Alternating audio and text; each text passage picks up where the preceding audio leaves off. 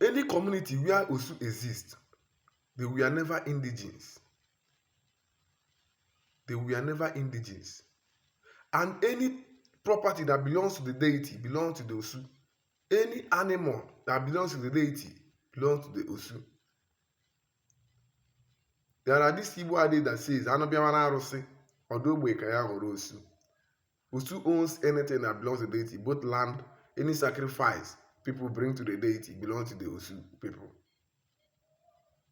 Yes. And this is our ancestors' weak point that the white man saw. This Osu caste system, because they were the first people to accept Christianity. This is our ancestral weak point that the white man saw. This is what made the white man to divide Igbo people. Yes, this Osu caste system. Because many people started avoiding them. Many people started seeing them as below humans, as low humans. Many, because of the deity, many are afraid of the deity because they don't know if they ever, if as an Onodika, Igbo personal, there are something you give to a deity and you started associating with that person. As in, some people are afraid. Yes, our people need to understand what this Osu of a thing is all about. I want to explain it more. Onodika something in as aja, get to areas, je will repeat that thing there. Iman on a boom mad. So that is what Osu is.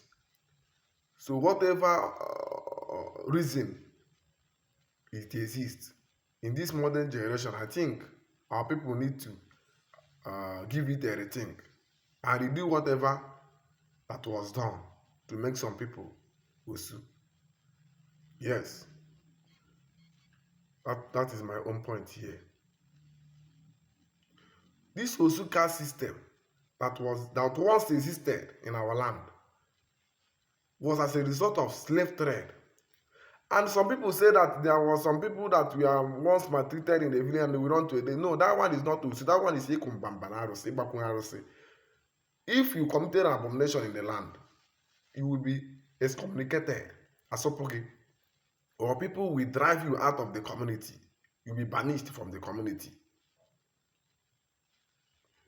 If you ever run to a deity for protection, people will only avoid you for a short period of time. And they will be avoiding you is that they will no longer harm you. No, they will no longer harm you. But that will not make you to become an Osu. No. That will not make you to become an Osu. What makes you to become an Osu is this. You were sacrificed. You were dedicated. You were offered as a living sacrifice to a deity. That is what makes you an Osu. If you are not offered as a living sacrifice to a deity, you are not Osu. And no Osu in any community that Osu existed is an indigene. They were strangers. They were brought from war. Maybe your community were attacked and you were defeated and they were defeated. And then they take all of you captive. They were taken as captives and sacrificed to a certain deity as a thanksgiving. That is how Osu come to be. And some were slaves that were sacrificed to a certain deity as a thanksgiving. But they were not killed because in our land, killing is prohibited. Yes. Killing of human being is an abomination in Igbo land. If you kill a human being, you have to do what is called Igbo assault for 7 years. You have to run out of the land for 7 years. After the 7 years elapses, you will go to Ikwa culture or Ikwaru. So that's why people do what is called Osu. Those people, those captives, war captives, were not killed, but they were offered as a living sacrifice to a certain deity. And those people become Osu, and all their offspring become Osu. The reason why people don't associate with them is because they were seen as a sacrifice. Once you do a sacrifice, you are not meant to go and eat the sacrifice. You are not meant to go and associate, as in do anything with the sacrifice, because you have sacrificed the thing to a certain thing. What you need to do is to leave it. That's why our people don't marry them, and they are not allowed to interact with the people known as the natives, freeborns. Very simple truth about what is called Osu. So My own point here is this. For us to properly eradicate Osu in Igbo land, what we need to do is this. All the Ezalas, Akaji of us, will come to that deity and replace those people with a sacrifice, with another sacrifice, and pronounce it that these people is no longer Osu. And the people claiming that they are the first people in Igbo land, I will come to that very soon, have no right whatsoever to dictate for other communities, because they are not the people holding the offer of that community.